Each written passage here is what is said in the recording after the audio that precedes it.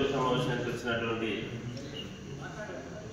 వివిధ రాజకీయ పార్టీల నాయకులు, ప్రధానంగా దీన్ని ఏర్పాటు చేసినటువంటి బీఆర్ఎస్ అధ్యక్షులు మాజీ మంత్రులు రామన్న గారు, ఇతర రైతు సంఘాల నాయకులు, ఇతర సంఘాల నాయకులందరికీ కూడా సిపిఎం డెమోక్రసీ తరఫున విప్లవాభివందనాలు తెలియజేస్తాం.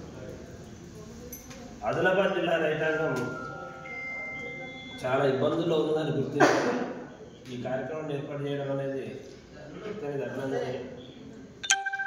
ఈరోజు జిల్లా వ్యాప్తంగా ఉన్నటువంటి రైతాంగం అనేక సమస్యలు ఈరోజు ఎదుర్కొంటూ ఉన్నారు.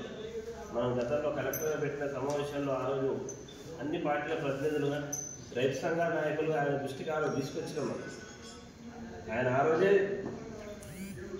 స్పష్టంగానే చెప్పారు. ఆడ ఎమ్మెల్యేలు, ఇద్దరు ఎమ్మెల్యేలు ఉన్నారు, కలెక్టర్ గారు ఉన్నారు, జడ్పీ చైర్మన్, గ్రంథాలయ చైర్మన్, వీళ్ళందరూ ఉన్నారు, అధికార యంత్రాంగం.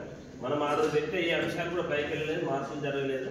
జరిగిన మరపు ఏదైతే ఉందంటే 12 క్వింటాలు ఉన్న దాని నిబంధన ఈరోజు 7 క్వింటాలు తగ్గించడమే జరిగింది. ఎమ్మెల్యే గారు ఆ రోజు స్పష్టంగా చెప్పారు, తేమ శాతం అనేది మార్చడం జరగదు అని చెప్పాడు ఆయన.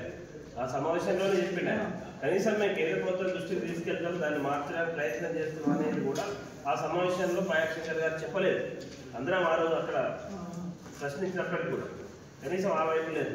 అంటే రైతుల పట్ల వాళ్ళకి ఎంత సిద్ధశుద్ధి చేయిందనేది మనకు స్పష్టంగా అర్థమవుతూ ఉంది. మల్లేష్ అన్న పెట్టిన ప్రతిపాదనని యాజీగా నేను ఆమోదిస్తా ఉన్నాను.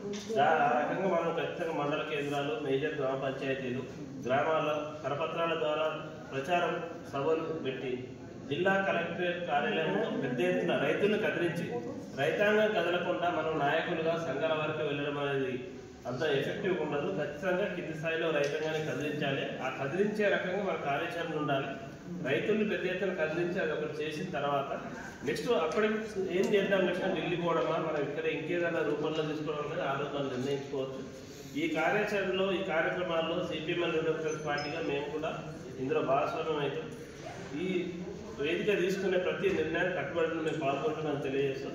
ధన్యవాదాలు తెలియజేస్తూ